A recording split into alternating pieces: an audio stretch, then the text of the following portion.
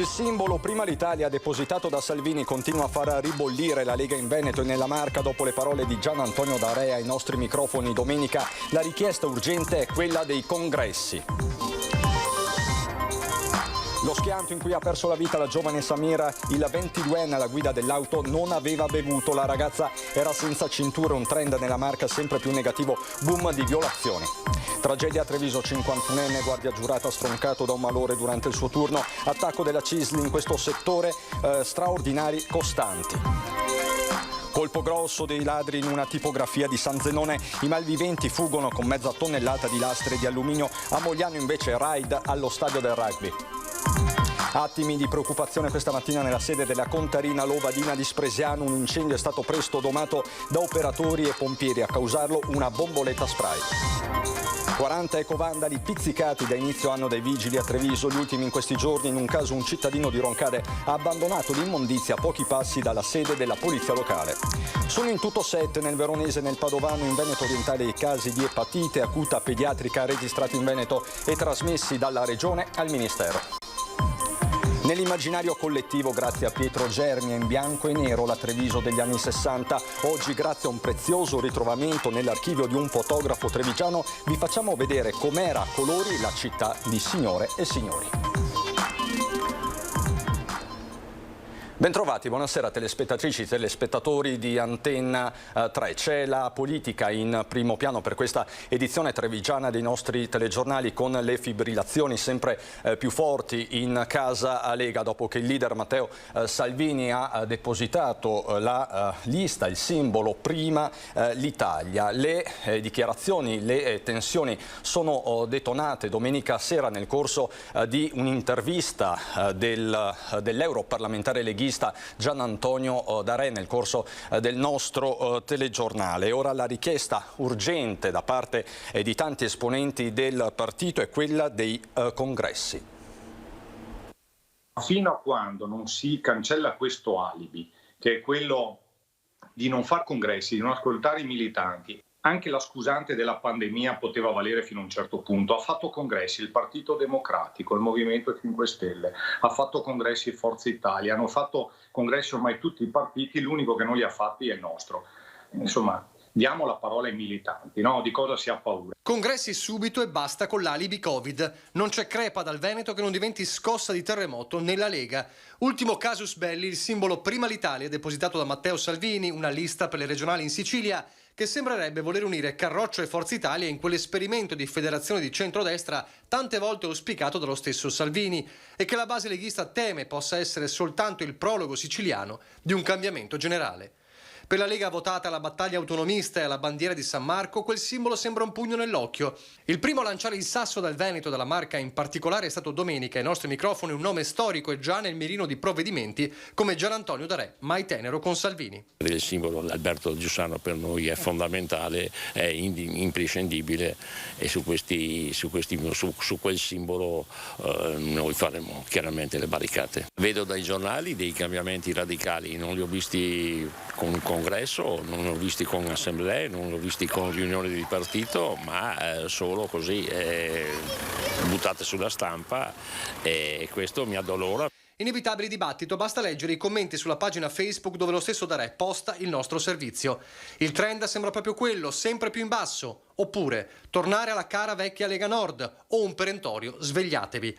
Tra coloro che hanno messo un like all'intervento c'è anche un esponente di peso come il consigliere regionale padovano Fabrizio Boron, già molto critico con il commissario veneto Alberto Stefani per la scelta del candidato sindaco di Padova. Un Boron che ribadisce: i militanti hanno diritto di sapere cosa viene deciso. Se dovesse diventare un simbolo che va al di fuori dell'esperimento siciliano, che diventa quindi il cambio del simbolo del nostro movimento, io mi auguro che non sia una notizia giornalistica, ma sia tema di un congresso, no?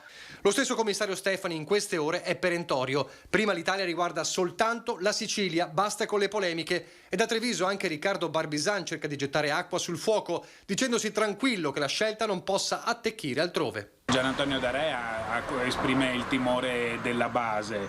Devo dire che non essendoci stati luoghi deputati alla scelta di un cambio così di passo così importante, possiamo anche tenere i toni bassi e prendere la cosa per quello che è un esperimento per le amministrazioni, per le amministrative siciliane. Ma c'è una parte consistente di Lega che teme di disperdere l'arma da sempre principale del partito, il territorio, e l'appello è di quelli molto forti. I militanti non possono essere solo merce di uso. Io mi auguro che il decide Roma non sia sempre quello che ci ha portato a questa situazione, ovvero di decidere il cambio di un simbolo, il decidere il cambio di una strategia, il decidere un percorso che qui in Veneto non sarebbe capito. I militanti non possono essere solo coloro che fanno la tessera ogni anno per far vedere che sia un numero, ma sono quelli che devono essere ascoltati. Parole quelle di Boron che faranno sicuramente discutere, ma non va bene in casa centrodestra in generale. Ci sono tensioni anche tra la Lega e Fratelli d'Italia. C'è da registrare una presa di distanza del sindaco di Spresiano della Pietra, Fratelli d'Italia, dai tavoli di aggregazione dei comuni, a cominciare dalla Grande Treviso. Pronta la replica del collega del capoluogo, il leghista Conte, che lo accusa di fare politica invece che amministrazione. Considerando il fatto che il sindaco di Spresiano è considerato brutto e cattivo dalla stragrande maggioranza dei sindaci, soprattutto di matrice leghista, mi sembra corretto fare un passo indietro. Un passo indietro dai tavoli d'area, quelli che aggregano più comuni, come la Grande Treviso, fortemente voluta dal sindaco del capoluogo Mario Conte, per intercettare quanti più fondi possibili del PNRR. Il primo cittadino di Spresiano della Pietra non ci sta più a giocare con le regole degli altri, leggi Lega. Lui, appartenente a Fratelli d'Italia, non è la prima volta che dimostra la sua insofferenza. Non abbandonerà queste realtà, dice, ma risorse Spresiano non ne investirà più. Spresiano non ha mai detto che mollerà i tavoli sbattendo la porta, semplicemente ha detto che non vorrà più ritagliarsi ruoli da protagonista all'interno di questi tavoli. Non c'è solo la Grande Treviso, al netto che il sindaco Conte pensi solo a quella. In realtà ci sono tante altre situazioni in cui Spresiano era protagonista e portava acqua al mulino di tutti. Non c'è niente di politico o cosa, mi sembra invece che ci sia molto di personale e poco di amministrativo, in quanto viene detto dai sindaci della Lega. Della Pietra rassicura i suoi cittadini, non perderanno, dice, nessuna opportunità, ma di questo Conte non è affatto sicuro. Anteporre delle dinamiche politiche a un progetto di comunità non credo che sia la soluzione, quindi invito il sindaco della Pietra a rivedere la sua posizione nei confronti di tutti i progetti in aggregazione con gli altri comuni, perché la politica è una cosa, l'amministrazione è un'altra, è un'opportunità per la comunità di Spresiano. Se lui non si ritiene soddisfatto o antepone motivi politici, è libero comunque di prendere le sue decisioni. Io vado avanti convinto che il futuro sia l'aggregazione.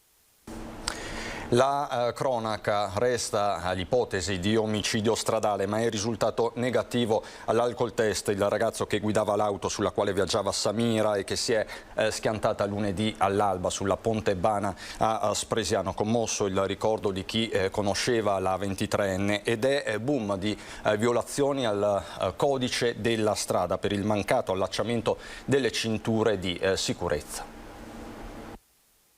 È nata qua lei. Nata qua e aveva appena compiuto anche 23 anni, da poco. Dolce, solare, piena di vita, perché era piena di vita Samira. Nel condominio dove Samira viveva con la famiglia in via Conti Agosti a Mareno nessuno si dà pace. È ancora il momento dello shock per quanto accaduto lunedì all'alba sulla Ponte Bana a Spresiano, quando l'auto sulla quale la ragazza viaggiava è uscita di strada. Uno schianto che le è stato fatale, mentre gli altri 3 passeggeri, compreso il guidatore, se la sono cavata con ferite di lieve entità. La madre di Samira, colta da malore, è stata portata all'ospedale di Conegliano, mentre in casa con gli altri figli è rimasto il padre Brahim, che in mattinata si è confrontato con i periti di uno studio di antinfortunistica. L'uomo, nel trevigiano dai primissimi anni 90, ricorda soltanto di aver salutato la figlia prima che questa andasse in discoteca per festeggiare il compleanno di un'amica. A raccontarlo Samira stessa sui social nel suo ultimo selfie. Ma un conto è il dolore di una famiglia, un altro l'indagine in corso. Ci sono da ricostruire gli ultimi secondi di vita della 23enne, ma soprattutto le esatte dinamiche della traiettoria mortale. 2 i punti che sembrano ormai certi. Da un lato la ragazza seduta sui sedili posteriori non indossava le cinture di sicurezza, dall'altro il guidatore, un ragazzo 22enne di origini guineane, è risultato negativo all'alcol test. Si resta in attesa degli esami tossicologici. Questo però non pregiudica l'apertura imminente di un fascicolo per omicidio stradale. Resta una comunità, quella di Mareno, che poco meno di 3 mesi fa ha pianto 2 giovani vittime, Sara e Jessica. Nello stesso condominio di Via Agosti vivono alcuni parenti di Sara e anche il papà di Jessica, Alain, conosceva Samira. Io passando di qua li vedevo, ma comunque sono vicino alla famiglia e immagino il dolore che hanno in questo momento.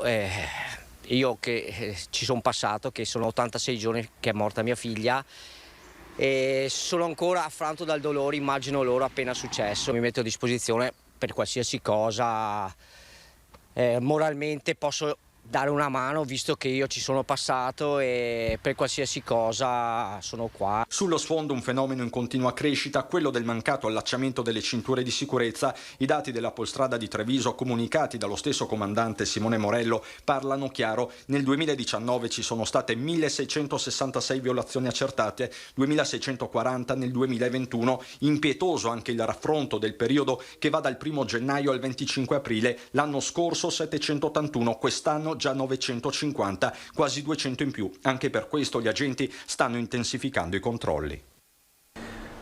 Colpito da un malore improvviso, probabilmente un infarto all'interno dell'auto di servizio. Non c'è stato nulla da fare per una guardia giurata dell'agenzia Sicuritalia. Antonio De Marco, 51 anni, notato privo di vita e privo di sensi nella vettura ieri sera intorno alle 22 in via Tezzone a Treviso da un passante che ha dato immediatamente l'allarme. Ma quando sono intervenuti i soccorritori del SUEM 118 hanno constatato che il 51enne era privo di vita. Sul posto per accertamenti i carabinieri. Durissima la presa di posizione del sindacato, una morte che poteva essere evitata. Attacca la segreteria generale della Fisascat Belluno Treviso, Patrizia Manca, che dice: i dipendenti dei servizi di sicurezza e della vigilanza privata lavorano in condizioni ormai inaccettabili, con turni massacranti, stipendi insufficienti e in costante violazione delle norme di legge in materia di sicurezza. De Marco, aggiunge Rosario Gambino, delegato sindacale della Fisascat, stava facendo troppi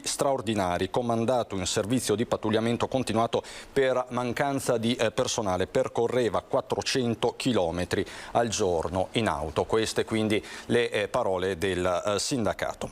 Ancora la cronaca, i carabinieri di Asolo indagano sulla raid dei ladri alla tipografia Battagin di San Zenone degli Ezzelini. I malviventi, approfittando del ponte festivo, hanno forzato il cancello dell'azienda e hanno rubato dal piazzale esterno 500 kg di lastre di alluminio e 70 kg di materiale in piombo utilizzato dalla tipografia. Danno ingente e da quantificare, indagini in corso anche passando al setaccio le telecamere di sicurezza.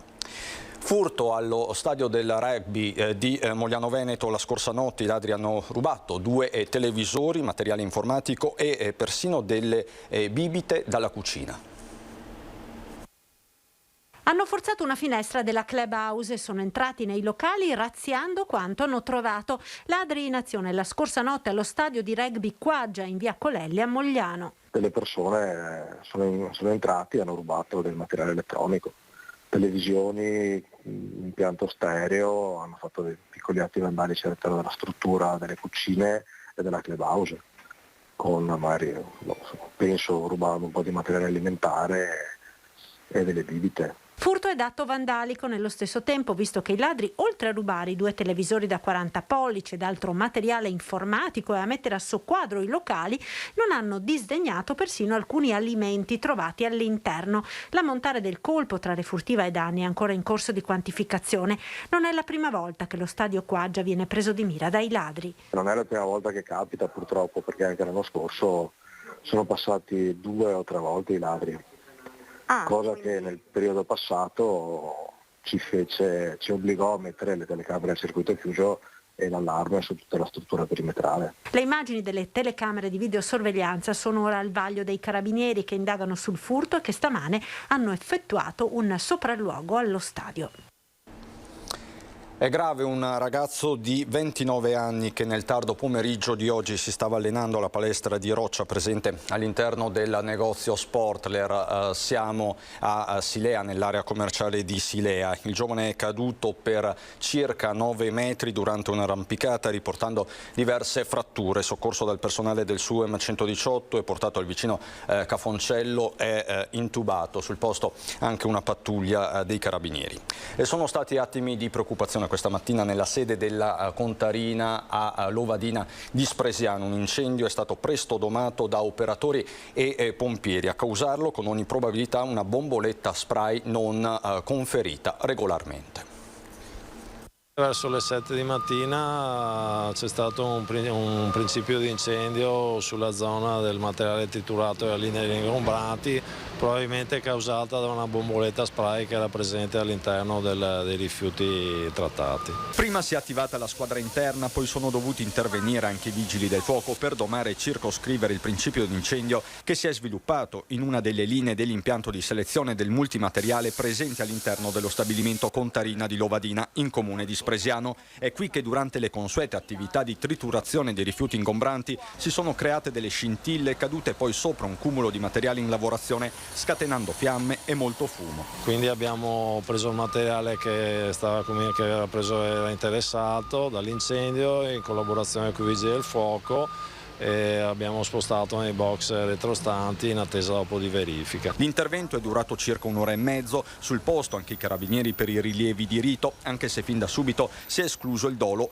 Piuttosto si è trattato di una bomboletta spray che semplicemente non doveva stare lì. È abbastanza comune che all'interno dei rifiuti possa ogni tanto succedere che ci sia un corpo estraneo che faccia da innesco. La bomboletta spray deve essere raccolta separatamente e inviata al CER, dove dopo vengono raccolte all'interno delle ceste dedicate e successivamente vengono portate a impianti autorizzati che gestiscono solo quella tipologia di rifiuto. Ci raccomandiamo non metterla nella linea del secco non riciclabile o degli ingombranti.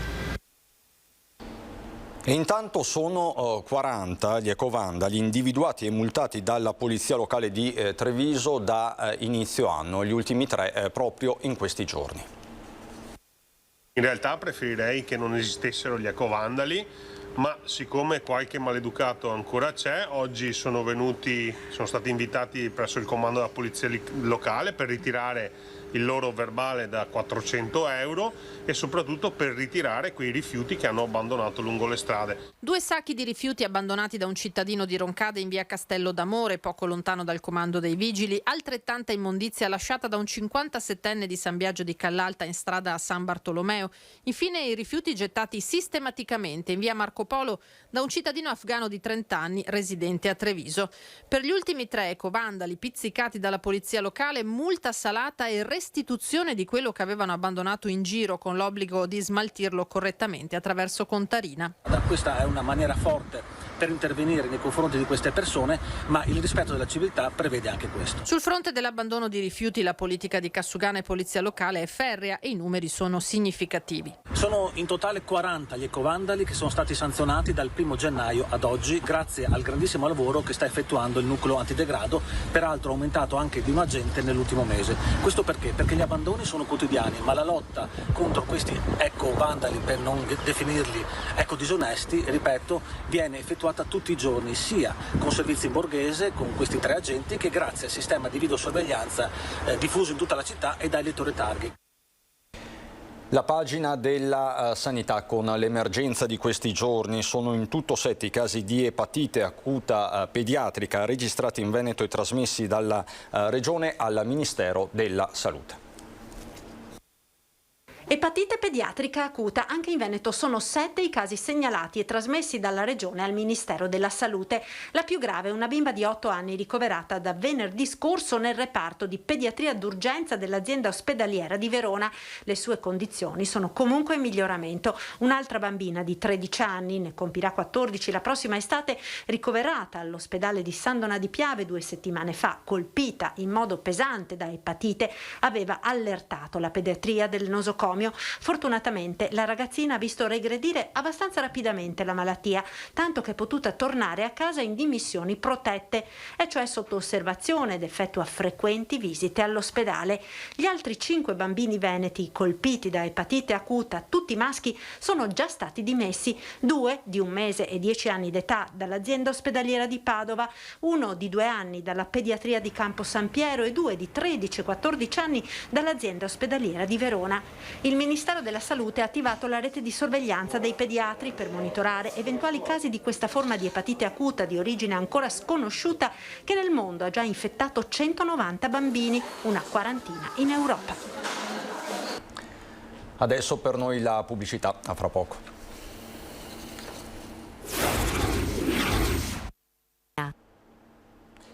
Di nuovo in diretta per ritornare a Mogliano Veneto e per raccontarvi di un grande successo, quello registrato dal concerto riparatore dell'ensemble Le Corde del Mondo, che si è tenuto proprio ieri in città dopo la multa di metà mese che aveva fatto il Giro d'Italia. La reazione del pubblico era meravigliosa, sono venuti in tanti, c'era anche il sindaco, c'era il vice sindaco, che a questo punto volevamo ringraziare molto. Il caso, dopo aver fatto il Giro d'Italia, è definitivamente chiuso. È stato infatti un successo il concerto riparatore del quartetto Le Corde del Mondo, ensemble di musicisti professionisti che 2 settimane fa a Mogliano era stato multato dalla polizia locale perché si stava esibendo durante il mercato senza autorizzazione, 400 euro di verbale che avevano indignato in molti e portato la stessa amministrazione comunale a correre ai ripari, concedendo lo spazio per il 25 aprile. In tanti hanno voluto esserci. Hanno visto che non siamo questi giravaghi così che disturbano ogni tanto. La stessa amministrazione, come annunciato dal vice sindaco Giorgio Copparoni, metterà mano al regolamento sugli artisti di strada, mentre i soldi raccolti saranno usati dai musicisti per pagare la multa, in mezzo alla popolarità acquisita che non fa mai male. Sarà pagata e anche i cittadini hanno dato l'offerta, siamo stracontenti perché alla fine era anche grande pubblicità per noi e già hanno risolto anche tutto il regolamento, quindi noi abbiamo aiutato anche il comune di Mogliano di fissare il regolamento proprio per artisti di strada. La presentazione a Palazzo San Leonardo del premio Parise per il reportage, che coinvolge quest'anno anche gli studenti di Ca' Foscari. Il giornalismo d'inchiesta, i cronisti sotto minacce o intimidazioni e una terza sezione speciale dedicata per la prima volta agli studenti dell'Università Ca' Foscari di Venezia. La 6ª edizione del premio Goffredo Parise per il reportage coinvolge i giovani chiamati a confrontarsi con la comunicazione giornalistica. È necessario alzarsi sulle fonti, leggere molto per poter quindi poi parlare e condividere. Credo che questa sia un'opportunità significativa di mettere insieme sinergie diverse di istituzioni pubbliche e private e far sì che si collabori sia con le scuole che con l'università perché questi ragazzi diventino protagonisti consapevoli del presente. La giuria, composta da Attilio Bolzoni, Toni Capuozzo e Aldo Cazzullo, sarà quest'anno presieduta dalla rettrice di Ca' Foscari, Tiziana Lippiello. Poi i reportage creati dai ragazzi con le vincitrici sono talmente belli per cui organizzeremo proprio a Santa Caterina una serata dedicata alla proiezione di questi reportage, proprio per dare visibilità ai ragazzi ma anche per condividerli insieme a tutta la città. Presieduto dal sindaco di Salgareda Andrea Favaretto, che sostiene l'evento insieme a Ponte di Piave, Treviso, provincia e regione, il premio verrà conferito ai vincitori il 24 settembre al Teatro del Monaco. Posso solo dire che saranno personaggi di altissimo valore. Barzaghi, direttore artistico e anima del premio Parise, ricorda, tra la pandemia e la scellerata, dice, guerra in Ucraina, la grande attualità del giornalista e scrittore. Ho riletto alcuni brani dei suoi reportage in Vietnam a metà degli anni 60 e poi il drammatico reportage nel 68 in Biafra. Situazioni analoghe. L'umanità ha capito poco evidentemente e ripete gli stessi errori. Nell'immaginario collettivo e grazie a Pietro Germi è in bianco e nero la Treviso filmica degli anni 60. Oggi grazie a un prezioso ritrovamento nell'archivio di un fotografo trevigiano appassionato di cinematografia vi facciamo vedere com'era a colori la Treviso di Signore e Signori.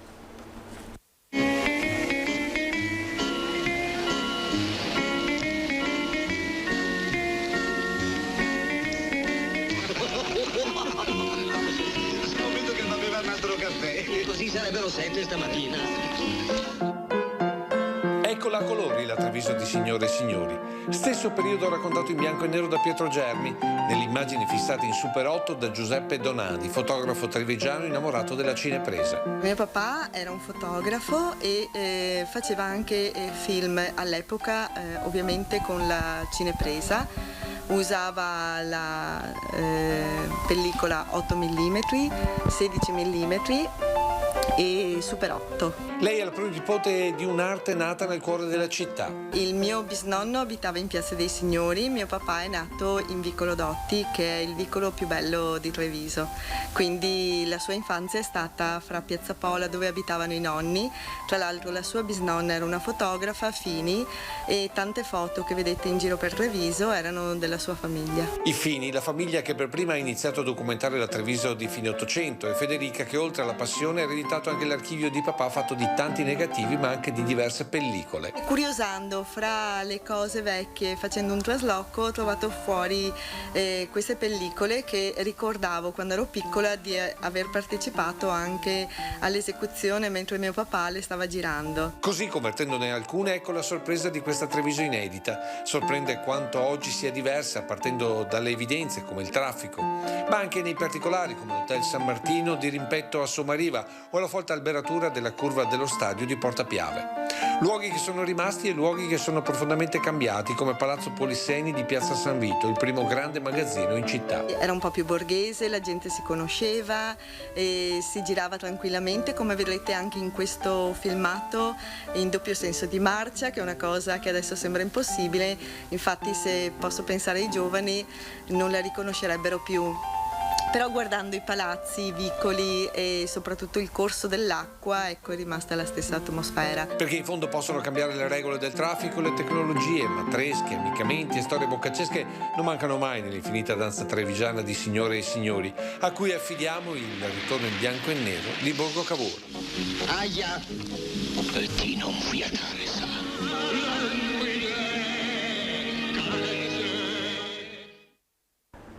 Andiamo adesso a Belluno.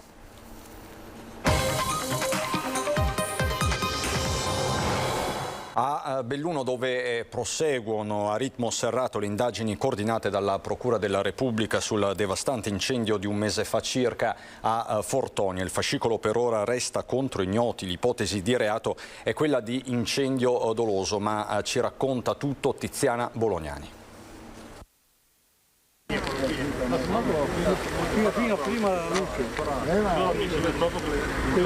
Sarà difficile dimenticare l'inferno di Fortonia, lingue di fuoco alte decine di metri, distanti per altrettanti dalle case arroccate sul costone che sovrasta il paese affacciato sulla 51 di Alemagna.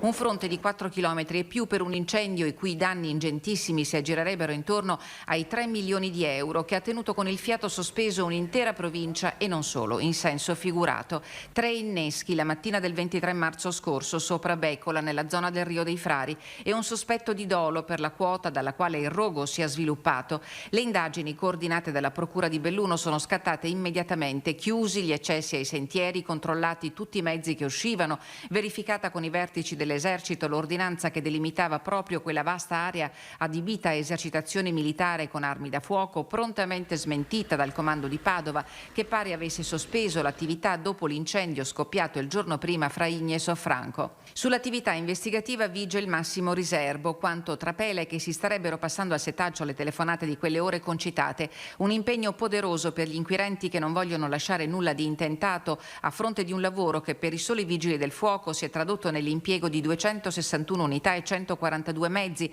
a cui si aggiungono le ore volo di Canadair ed elicotteri della Regione, della Protezione Civile, dei servizi di polizia, carabinieri e forestale, dell'azienda sanitaria locale e di tutti gli enti che a vario titolo sono stati chiamati a un tour de force di quasi una settimana.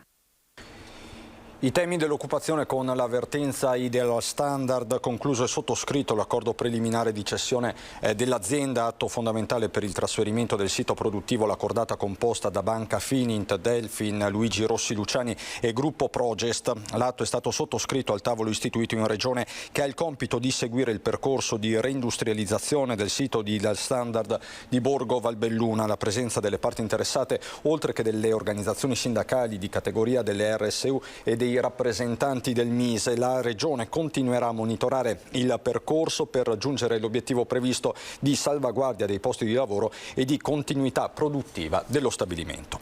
Dal capoluogo a Feltre, da Auronzo al Cadore, sono state numerose e partecipate ieri le cerimonie organizzate per celebrare il 25 aprile, anniversario della liberazione. In città alzabandiera al Pennone, in piazza Martiri, e commemorazione davanti al monumento dedicato alla Resistenza, con l'orazione di Don Albino Rizzotto, scelto dall'ANPI anche per ricordare la sua esperienza alla guida dei beati costruttori di pace durante la guerra nell'ex Jugoslavia. A Feltre un corteo ha preceduto la celebrazione davanti al monumento ai caduti, durante la quale il sindaco Paolo Perenzin ha proposto la sua riflessione sulla gestione della guerra in Ucraina. Perenzin ha puntato il dito contro la fornitura di armi che rischia di prolungare il devastante conflitto che potrebbe far diventare l'Ucraina un nuovo Afghanistan.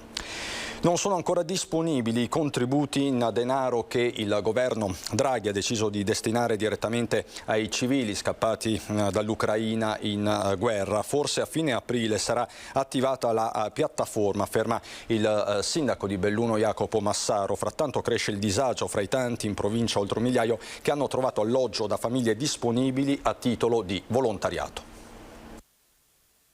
Siamo qua un mese e non è arrivato neanche un centesimo per noi. Io sono tanto grata per persone che aiutano a me. Noi viviamo con 2 persone anziane che hanno 80 anni, anche sempre che anche di più, e loro anche aiutano a noi. Che fine hanno fatto i contributi promessi dal governo ai civili scappati dalla guerra in Ucraina? Lo scorso 6 aprile l'annuncio del provvedimento che destinava 300 euro per ogni adulto, 150 per ogni minore, denaro che i rifugiati avrebbero dovuto ritirare in contanti in banca per il loro sostentamento e per contribuire alle spese di chi li ospita a titolo di volontariato. Sono passati 20 giorni, di quei soldi nessuno sa niente. Da quello che sappiamo noi, sostanzialmente lo Stato sta facendo una gara o qualcosa di questo genere con il sistema bancario italiano per capire chi sarà il gestore che erogherà fisicamente queste cifre. Speriamo che la cosa si risolva presto, perché abbiamo anche noi una certa urgenza. A fine aprile dovrebbe essere attivata la piattaforma attraverso cui richiedere il denaro, ma nel frattempo si resta in attesa. A noi sindaci questa modalità non era piaciuta da subito, precisa Massaro. Meglio sarebbe stato per tutti destinare i contributi alle famiglie ospitanti. Si è optato per un sistema diverso, quindi dare dei soldi direttamente a queste persone, appunto a questi civili in fuga dalla guerra, e i quali adesso devono in qualche modo, tra l'altro, fare una specie di negoziazione con chi li ospita per dargli un contributo. È una cosa anche un po' spiacevole, secondo me. Elena è scappata dalla sua città vicino a Kiev dopo 5 giorni trascorsi in un rifugio sotto le bombe con la nuora e il nipotino di 13 anni. Belluno la conosce bene perché qui ha lavorato per 17 anni e solo da 3 era rientrata nel suo paese. Elena si è rivolta a noi per ringraziare chi la sta aiutando, dai volontari che operano nell'ex caserma dei Vigili del Fuoco, Michele, Laura, Manuela, Margherita, Sandra, Paola, alla famiglia che la sta ospitando. Da Stato non è arrivato neanche un centesimo, e quello mi sembra che è un problema per noi grande, perché devono pagare questi signori. Io qua sto gratis, non voglio stare, voglio anche dare qualcosa per loro. Io sono qua a mia anima di là. Io quasi ogni giorno piango perché voglio tornare in Ucraina. Quando lavoravo qua io non piangevo, io stavo bene qua. Adesso quando io ho lasciato casa, mio orto, i miei fiori, mio tutto, io non posso stare qua, mangiare, basta, io voglio tornare a mia casa. E davvero, voglio che finisce questa guerra. Altro non voglio niente, io sempre dico pace, deve essere pace per tutti i gente che sono... c'è in questo mondo. Questa è la testimonianza di Elena raccolta dalla nostra Tiziana Bolognani e vi do un aggiornamento. Vi ho parlato prima del ragazzo di 29 anni caduto dalla palestra di Roccia, lo Sportler, il negozio di Silea. Ecco, vi posso dire che le condizioni restano molto gravi, così mi riferiscono. Si tratta per l'appunto di un ragazzo trevigiano classe 1993 per cause in corso di accertamento, che è appunto precipitato nel tardo pomeriggio di oggi dalla palestra di Roccia dello Sportler. 9 metri il volo fatto, è stato subito soccorso, intubato sul posto, si trova ora al Cafoncello. In loco, come vi dicevo anche prima, i carabinieri della compagnia di Treviso per tutti gli accertamenti del caso. È tutto da Belluno e Treviso, vi lascio alle previsioni del tempo, grazie per l'attenzione e buona serata.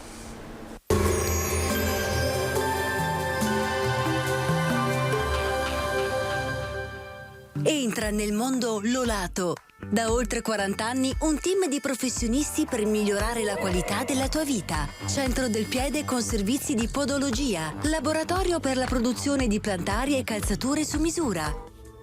Benvenuti al Meteo. Pressione atmosferica in aumento su tutta Italia. Il tempo migliora dunque sul nostro territorio. Vediamo il dettaglio di mercoledì 27 aprile.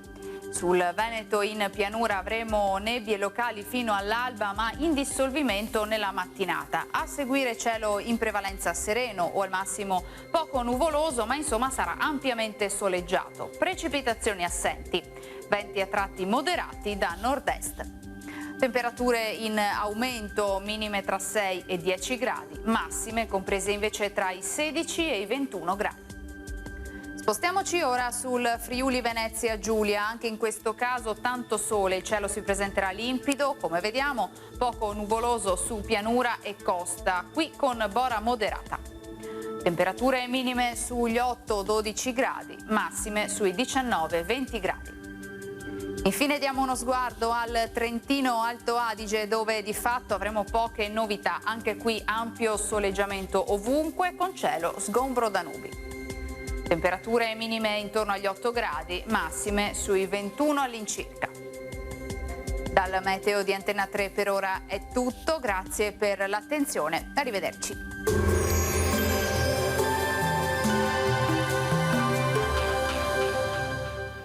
Busti, tutori e protesi di arto personalizzati. Ortopedia e sanitaria Lolato, a Treviso e Montebelluna.